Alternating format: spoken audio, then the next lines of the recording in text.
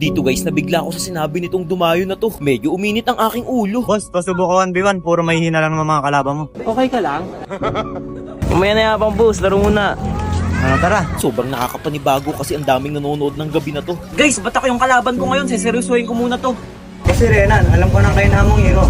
Okay. Alam na daw niya ang kahinaan kong hero pero ang ginamit niya ay si Leslie which is napakalakas sa Ellery. Yun nga lang, naunahan ko siya kaya ang tangi niya lang magagawa ay umatras pero sa pagkapitas wala siyang ligtas. Na-counter niya ang hero ko guys pero ang galaw ko hindi. Buong laban namin makakaranas siya ng pighati. Kahit lamang siya ng buhay dito nakipagharapan pa rin ako pero syempre hindi mawawala sa akin ang tumakbo. Imbis na umuwi inuna ko pa rin magliporyo. Wala akong kamalay-malay, may nakaabang na pala sa akin peligro. Kung mapapansin nyo dyan ang buhay ko na lang ay piso pero nabaliktad ko.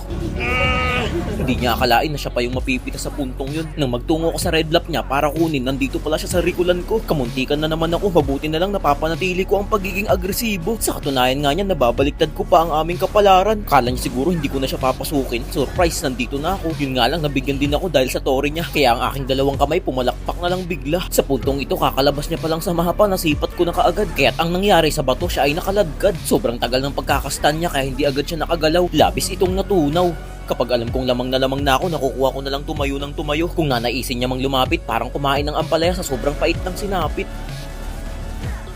Napapatingin na lang ako sa kanya sa kada mapipitas ko siya. Sobrang kampante ko na rin kasi kala mo hindi napapalya. Subalit napakaganda ng ginawa niya sa akin dito. Pinapasok niya ako sa loob ng base niya tsaka nag-prickle palayo. Sa paraang yun lumamang siya sa akin at bago pa ako makalapit sa kanya, naging burado na ako sa mapa. Di pala.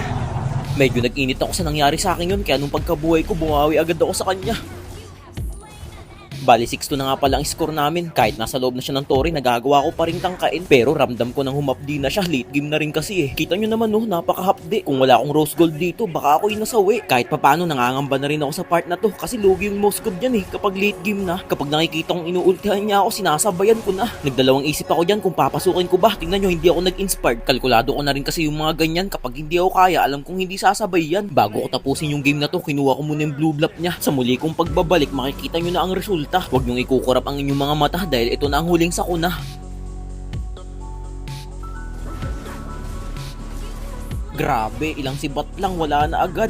Baka check yan. Hindi pa pala natatapos dyan guys kasi tignan nyo yung gagawin ng mga minions ko. Hindi marunong mag-tower lock. Napabuntong hininga pa kaming lahat. Kala namin kasi tapos na talaga. Bigla rin kasing naglabasan yung maraming minions niya. Yung kalaban ko tuloy nagkaroon pa ng malaking pag-asa.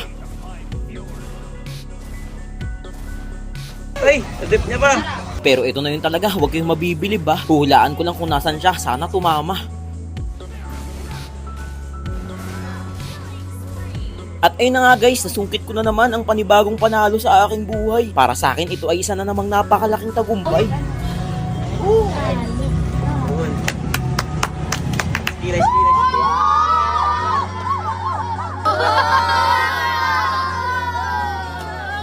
Sinong lalaro sa inyo? Ako boss, para makarinig ka naman ng dipit. Wala pa ata nakakatalo sa'yo eh. O tara. Guys, panibagong kalaban na naman yung susubok sa akin. Ako si Kyle. Sa wakas nakalaban ko na rin si Jake. Wala pa nakakatalo sa'yo, di ba? Wala pa. Ngayon, ako pa lang. Okay. Nakakatindig balahibo naman talaga kapag ganung mga salitaan. Lalo na nang maglakas loob siyang ako'y inbidan. Palag kung palag ang gusto ni Idol kaya pinagbigyan ko. Pero ba't ganun? Unti-unti siyang tumatakbo. Paalala ko lang sa kalsada ang daanan, hindi sa damo. Parehas kaming level 9, patas na patas ang laban, nagkakaiba lang sa mga galawan. Low HP na siya samantalang ako nakapag-heal pa ako ng kaunti. Nung sinibat ko, inantay ko muna siyang mag-ulti palabas, doon na siya inabot ng pagkamalas. Ngayon lang ako nagkaroon ng kalaban na Nathan kaya lahat ng aking makakaya binuhos ko sa Ellery. Sayang nga eh kasi isang one hit na lang siya dito, nakatakas pa. Pinilit ko namang habulin pero napakabilis niyang nawala sa aking paningin. Lagunos sana siya sa akin. Kung kanina nakatakas siya, ngayon sa bilis ng aking darili wala na siyang kawala.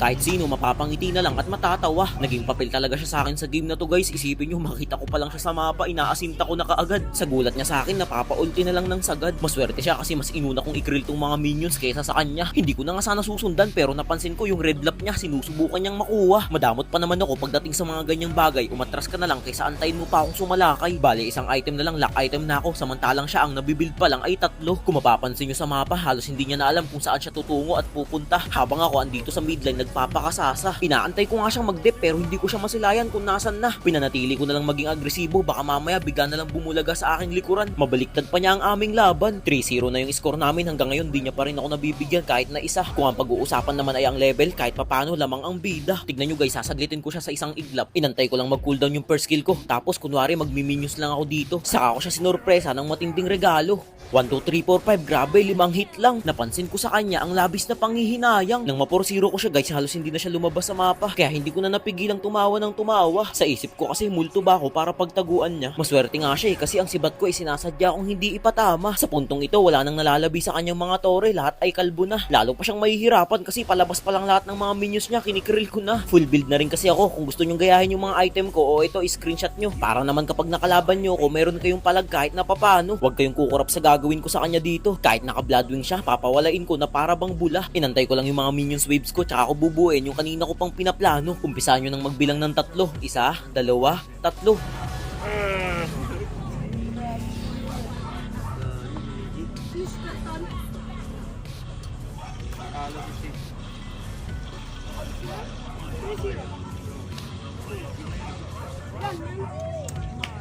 Nice game. Thank you.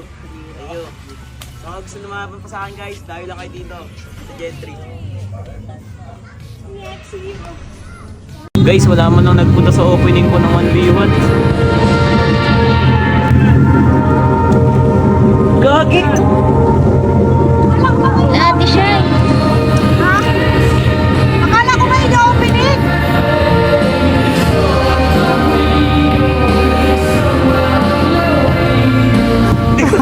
Bigay.